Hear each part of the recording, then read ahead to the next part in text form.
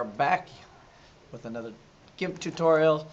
The other day we learned a bunch of things doing the color splash. Today we're going to try an effect called depth of field. A lot of our newer cameras or phones can do a portrait mode where some things are in focus and some out of focus, which gives it a good depth of field. But sometimes you just have a picture where you forgot to put it in portrait mode and you want that effect. So I'm going to show you how to do that today.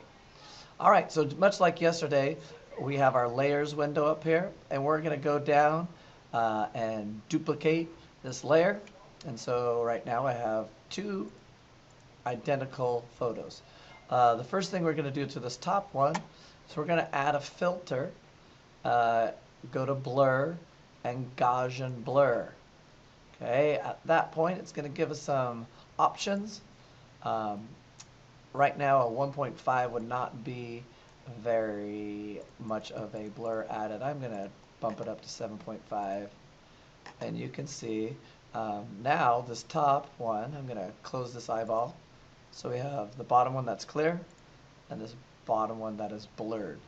And so much like the other day, we're going to allow a part of our photo, and we're going to concentrate on this first guy, to show through so that he's actually in focus. So we do that by adding a layer mask. So I'm going to right click and I'm going to add a layer mask. And we'll just leave the settings as is for now.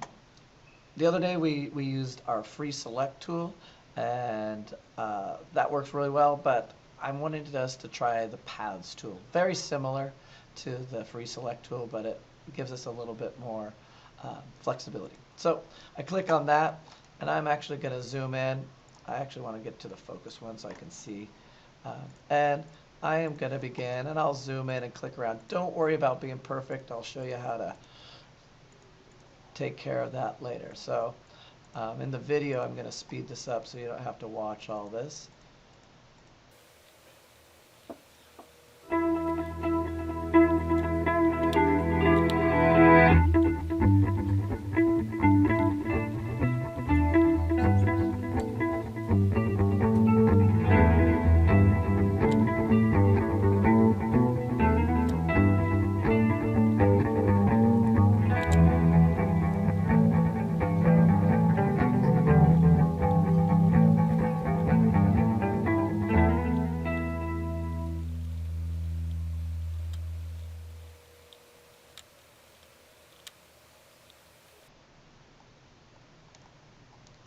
All right, at this point, to close it, you need to hold the control button down, and that will actually link it and make it one full enclosure. And so I've done my path, and at this point, you'll notice I went rather quick, and you'll see, hey, but Mr. Flanagan, what about that? If we were using fuzzy select, you'd have to go click, click, click, click to make that curve. The nice thing about the layers, the path tool, is that you can just grab, and you'll notice there's little bars on each of these things, and you can begin to bend these however you want. So I'm here, and you'll notice you'll play with it, but you can take these bars and bend it around, or I simply like just grabbing in the middle, and it bends them automatically. So spaces that you don't think you did quite right, you can pull around. And these anchor points are adjustable too, so like this one here is a little far out, I could pull it in.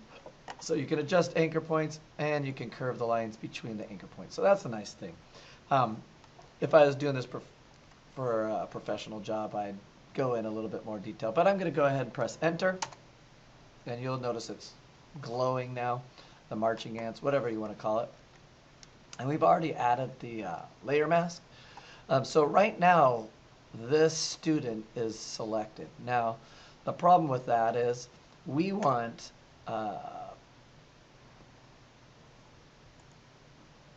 actually, that's exactly what we want. We're actually going to take this and simply color him in. The good thing is I don't have to worry about going outside the lines because it only colors him. And you'll notice now I have my if I go to my bottom layer only, they're both in focus. But when I turn on my top layer, he's the only one in focus. And I'm going to go ahead and go Control-Shift-A. That takes the marching ants away. And you can see that we created a pretty good depth of field photo. And so again, here's the original, and then here is our touched up version.